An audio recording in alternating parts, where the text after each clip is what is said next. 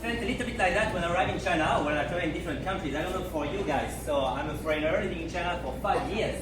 And we're going to talk about culture shock. Culture shock is also the name of the company that I'm running here in Shanghai.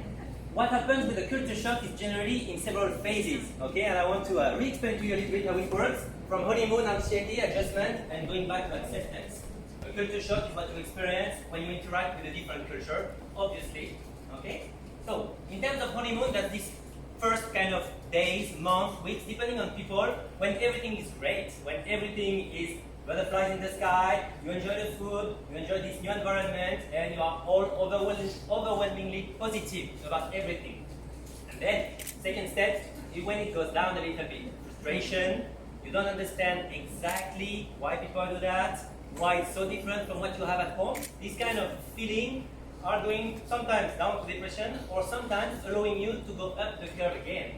And that's not only about China, okay? You can find these kind of behaviors that are so different and these kind of habits everywhere in the world. So it can be about business life, personal life. What we try to see a little bit here for us in China, it's how people can relate or not, how they can feel about sometimes a little bit of chaos, organized chaos, I like to put it like that, the traffic, about a little bit of the atmosphere that they feel is so different from home, okay? But we're still in this phase here of frustration that can be usually related to language, barrier, communication. It can be about food, about taste. It's very different from what you find at home, and that was one of my culture shock with the turtle soup here. Coming back to this little graph, just coming up after, because you usually reach the bottom of it, you go back to adjustment, and that's where we jump in. So what we do is we try to bring mainly foreigners here in China to kind of rediscover, refeel a little bit, okay, what it used to be when they arrived here. Okay, we help them to adjust again and to love again this place like at the first days, in a way. Okay, so it would be going back to places that maybe they have been to, serving as a little bit of a bridge and translation system. Okay, when I say translation, it can be literally, because they don't necessarily speak Chinese and they cannot communicate with people, but it's also not so literally when we're going to serve as a bridge between two words that are so different. Okay? Okay, these are just some examples, but you can understand obviously that this is not a Chinese thing. This happens for anybody that is going to travel for a long time, okay, in a different country, or is going to live abroad. It's usually about table manners too, and food. What we do, we bring them to places that are with people that don't speak English, and we not only taste food that they are not used to, but we explain to them what to do and not to do here in China, or in Asia as a whole, and usually there are a lot of interaction with the people that we meet on the way. Now put yourself in the shoes of a Chinese person. If they are coming to Europe, if they are coming to the USA, you have some here kind of stereotypes, okay, where they feel also that they are in a different planet, the same way as us foreigners feel when we arrive in China.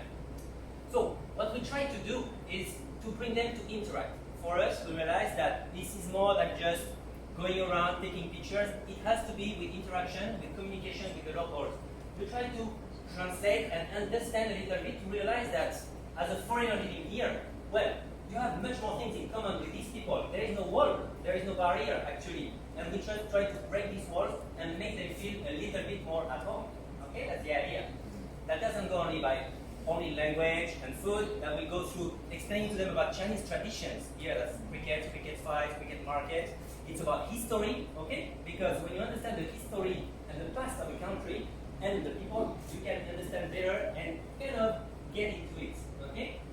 We like to also encourage kids and families to go, because it all goes by learning, by sharing, and from the youngest age, it's helping them also to feel better in a place where suddenly they're being dropped a little bit far from home. Okay? So acceptance is the last stage. Acceptance is a little bit the reward for us. When we arrive in a place, finally, with people that are saying, wow, now I understand.